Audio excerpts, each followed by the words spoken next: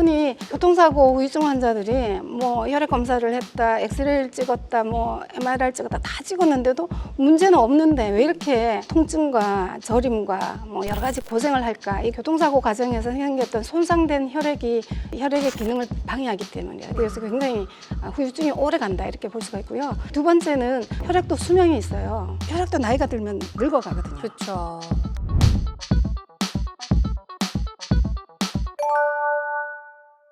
젊어지기 위해서 아들의 피를 수혈했다 뭐 이런 뉴스도 보신 적 있으시죠? 저도 이제 기사를 보고 좀 깜짝 놀랐는데 이게 가능한 일인가요, 실제로? 예. 실제로 이런 상상을 사람들이 옛날부터 했어요. 네. 새로운 피, 깨끗한 피를 받으면 더 건강해지지 않을까. 그래서 여기에 대한 실험이 사실 19세기 이전부터 있어 왔고요. 지금 여기 이 자료가 2015년, 2014년 자료인데 젊은 쥐와 늙은 쥐를 혈관을 결합하는 그런 실험을 했는데요.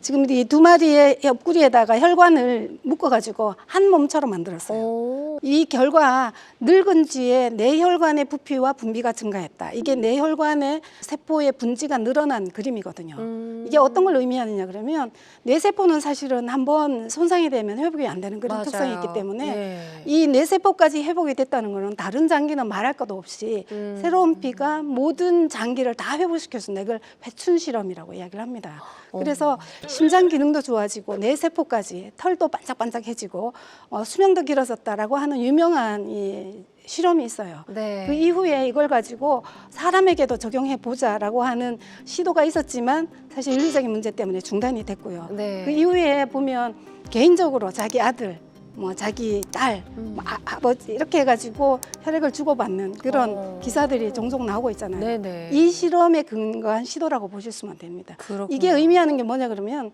혈액도 나이가 들면 늙어가거든요. 그렇죠. 똑같이 늙어가는데 이 혈액을 젊게 만드는 게 정말 중요하다. 이제 외부에서 들어오는 혈액을 받는다는 거는 아무리 친척 관계라고 해도 이게 장기 이식하고 똑같아요. 그래서 면역 반응이 일어나서 사실은 이런 효과보다는 반대로 부작용. 부작용이 예. 많아요. 그래서 자기 몸에 있는 피를 최대한 건강하게 깨끗하게 만드는 게 정말 중요하고 그 방법이 어혈을 없애는 게 핵심적인 내용이라고 말씀을 드립니다. 네. 한 줄로 요약을 하면 혈액으로서의 기능이 상실된 모든 혈액이다 이렇게 말씀드립니다. 흔히 교통사고 후유증 환자들이 뭐 혈액 검사를 했다, 엑스레이를 찍었다, 뭐 MRI를 찍었다 다 찍었는데도 문제는 없는데 왜 이렇게 통증과 저림과 뭐 여러 가지 고생을 할까? 이 교통사고 과정에서 생겼던 손상된 혈액이 이 혈액의 기능을 방해하기 때문이에요. 그래서 굉장히 후유증이 오래 간다 이렇게 볼 수가 있고요. 그다음에 두 번째는 혈액도 수명이 있어요. 적혈구 같은 경우는 100일에서 120일 정도, 혈소판은 한 7일에서 10일 정도 이렇게 혈액이 있는데 이렇게 수명이 다 하면 우리 몸 안에서 자기의 일을 다 마쳤으니까 이제 파괴돼서 몸 밖으로 빠져나가는 게 정상인데 네. 이제 나이가 들고 노화가 되면 이 수명이 다 한 오래된 혈액이 빠져나가지 못하고 어디선가 정체되어 있습니다. 결국은 혈액으로서의 기능을 못하는 혈액이잖아요. 이것 또한 이제 어혈이다 이렇게 보시면 되고요. 네. 그다음에 잘못 생성된 변형된 혈액.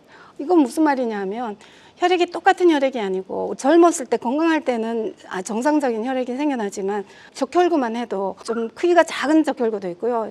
불필요하게 너무 큰 적혈구도 있고 이런 형태의 적혈구도 많이 생겨납니다. 이건 나중에 이제 혈액 검사를 해보시면 적혈구의 크기를 이제 도표로 알 수가 있는데 이렇게 지나치게 크거나 작은 적혈구 또 백혈병 환자 같은 경우에는 백혈구가 너무 많이 생겨서 너무 많아서 좋은 게 아니냐라고 생각하지만 사실은 미성숙한 백혈구가 많이 생기는 게 사실은 백혈병이거든요. 이것처럼 적혈구라든가 뭐 백혈구라든가 혈소판이라든가 이런 것들이 생산 과정에서 이미 제대로 생성되지 못한 혈액들도 혈액으로서 기능을 못하기 때문에 이것도 이제 어혈에 분류가 됩니다. 멍들었을 때를 한번 생각을 해보시면 네. 처음에는 아무 표시가 안 나지만 시간이 지나면 시퍼렇게. 네, 시퍼렇게 네. 멍이 들고 나중에는 또 이렇게 파란색도 빠지고 노랗게 이렇게 빠지게 되는데 맞아요. 이런 혈액들이 전부 다 혈관을 벗어나서 자기의 길을 잃은 혈액인데 이것도 이제 어혈이라고 제가 설명을 드렸잖아요. 혈액과 어혈을 비교하게 되면 색상에서도 이렇게 붉은색과 검은색, 푸른색, 자색을 띠고 있는 어혈과 이렇게 이제 구분이 되는 것이고요. 지금 이제 정상적인 혈액은 산소와 영양분을 온 몸에 실어 나르게 되고요. 덩어리 지거나 뭉치거나 이런 게 나타나지 않습니다. 근데 어혈이 되면 색깔도 이렇게 변할 뿐만 아니라 뭉치고 엉키고 덩어리가 지고 이렇게 하면서 혈액으로서 역할을 못하기 때문에 산소나 영양분을 실어 나눌 수가 없게 되는 거죠. 우리 몸에 어혈이 생겼을 적에 어디에 가장 많이 보관되느냐 하면 혀 밑에 보관되기 때문에 그걸 우리가 설하어혈이라고 합니다. 왜냐하면 뇌나 심장은 사실 우리 몸에서 가장 깨끗하고 좋은 피가 이제 흘러가야 되는 곳인데 나쁜 피가 가지 못하도록 어딘가 보관을 하는 게 이게 사실은 설하어혈이거든요. 그래서 지금 설하정맥이라는 거 있는데 지금 사진에 보시게 되면 두 개의 사진이 약간 그 색깔도 차이가 있고 그다음에 모양도 다른데요.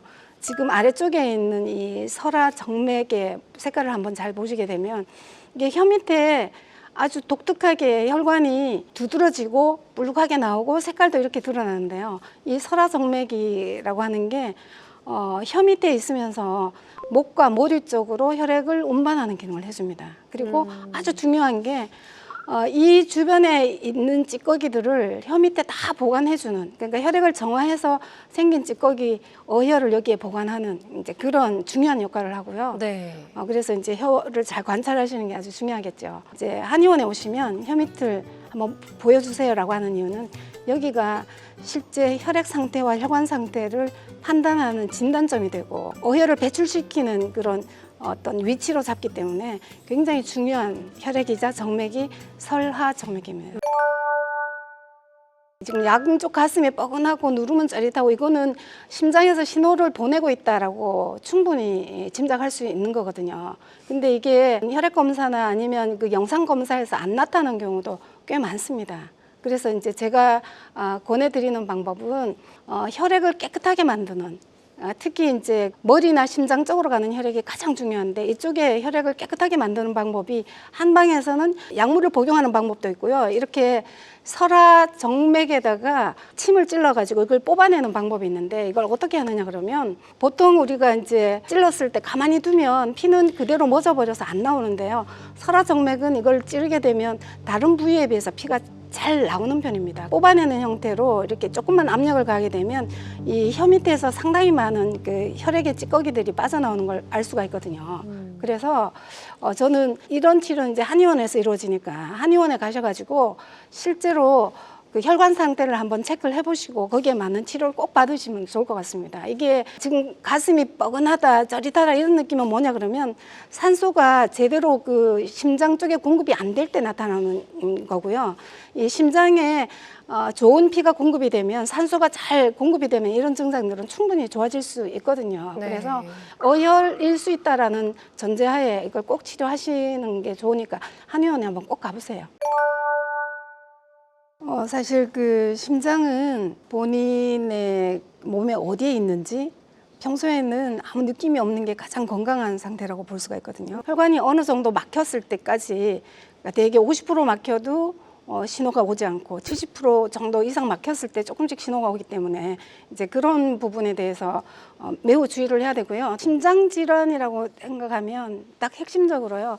산소 공급이 잘 돼야 된다. 네. 그리고 심장 쪽으로 부담을 줄여야 된다. 혈관도 건강해야 되고 혈액도 깨끗해야 된다. 이렇게 이해를 하시면 되는데 생활 습관으로 할 수 있는 것 중에 가장 좋은 게 종아리, 아까 잠깐 말씀을 드렸잖아요. 이때 많이 도와주는 게 사실은 종아리에 있는 혈관입니다. 이 종아리를 자극을 하게 되면 심장 쪽으로 혈액이 올라가는데 굉장히 큰 도움이 됩니다. 그래서 이제 까치발 종아리 운동이라고 아마 서치하면 다 나올 텐데요. 네. 이렇게 있는 상태에서도 마찬가지인데 뒤꿈치를 들고 까치발 형태로만 서 있어도 심장에 혈관을 많이 도와주는 그런 효과가 있어요. 오, 좋네요. 그래서 네. 평소에 까치발 하는 습관 저는 굉장히 좋은 생활 습관이라고 말씀을 드리고요.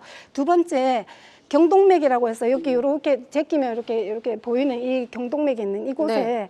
마사지를 하시는 걸 저는 절대로 금지라고 말씀을 드립니다. 왜냐하면 그렇잖아요. 우리 몸에 어디든지 혈전이 많이 생기는데 혈전이 피떡이라고 해서 아까 제가 설명을 드렸잖아요. 네네. 근데 이쪽에 그 마사지를 하게 되면 약간 이렇게 겨우 붙어 있었던 그 혈전이 떨어져 나와서 뇌로 들어가는 경우가 있어요. 그래서 이거는 정말 조심하셔야 되고요. 네. 나머지는 혈관 청소로 제가 말씀드린 것처럼 네. 이런저런 방법을 통해서 청소를 해서 혈액을 깨끗하게, 혈관을 깨끗하게 이렇게 하는 건 한의원에서 할 수 있습니다. 네. 이런 식으로 관리하시면 충분히 도움이 많이 되실 겁니다. 좋습니다.